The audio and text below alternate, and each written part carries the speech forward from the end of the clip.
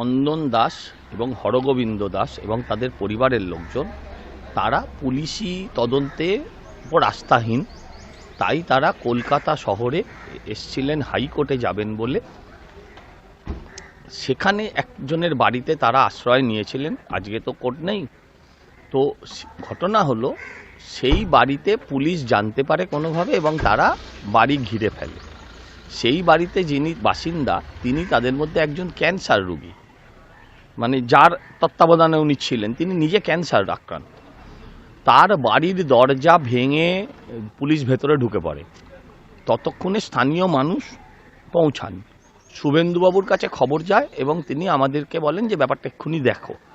আমরাও পৌঁছাই, দেখি বাড়ির ভেতরে তছনছ অবস্থা, পুলিশ সেখান থেকে তাদেরকে বার করে নেবে।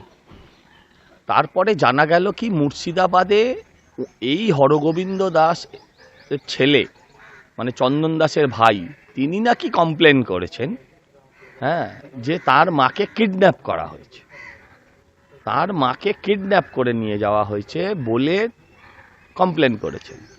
তখন আমরা পুলিশকে বলি যে তোমরা মায়ের কাছে জিজ্ঞাসা করে নাও। মা বলেন আমি স্বেচ্ছায় এসেছি, আমাকে কেউ কিডন্যাপ তো করা দূরের কথা, আর আমার ছেলেও কমপ্লেন করতে পারে না, যদি করে থাকে তাকে করানো হয়েছে। এই অবস্থায় পুলিশ কিছুতেই ওদেরকে বার করতে দেবে না। কোনো রকমে আমরা তাকে বার করে আমাদের বিরোধী দলনেতার নির্দেশে আমরা তাকে এই বাড়িতে, বিরোধী দলনেতারই বাড়িতে আমরা তাকে নিয়ে এসে রেখেছি।